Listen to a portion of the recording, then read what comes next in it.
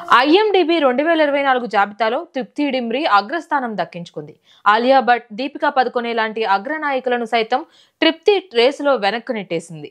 Animal, bad news, Vicky విద్యాకి ఓ లైలా, భూల్ భూలియా 3 చిత్రాలలో తన అద్భుతమైన నటనతో భారీగా హృదయాలను కొల్లగొట్టింది తృప్తి డిమ్రీ.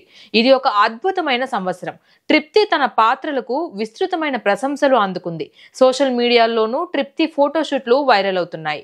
తృప్తి డిమ్రీ వినోద పరిశ్రమలో తన స్థానాన్ని సుస్థిరం చేసుకుందనే చెప్పాలి. ఐఎండిబి జాబితా 2024 టాప్ 10 అత్యంత ప్రజాదరణ పొందిన భారతీయ తారల జాబితాలో నెంబర్ 1 గా ర్యాంకింగ్ పొందడం తృప్తి కెరీర్ కి అదనపు బూస్ట్ ఇస్తుందనడంలో సందేహం లేదనే చెప్పాలి.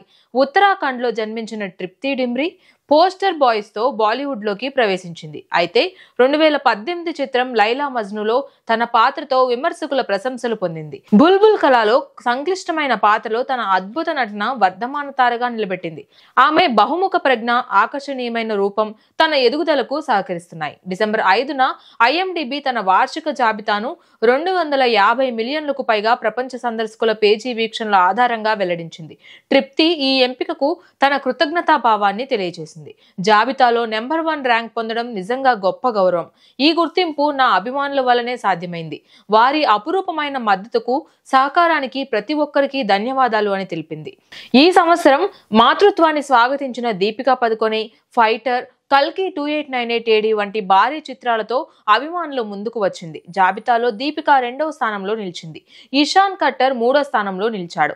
అతడు నికోల్ కిడ్మాన్ తో కలిసి ది పర్ఫెక్ట్ కపుల్లో పాత్ర కారణంగా తన అభిమానుల సంఖ్య పెరిగింది. ఇతను 3వ స్థానంలో నిలవడం జరిగింది.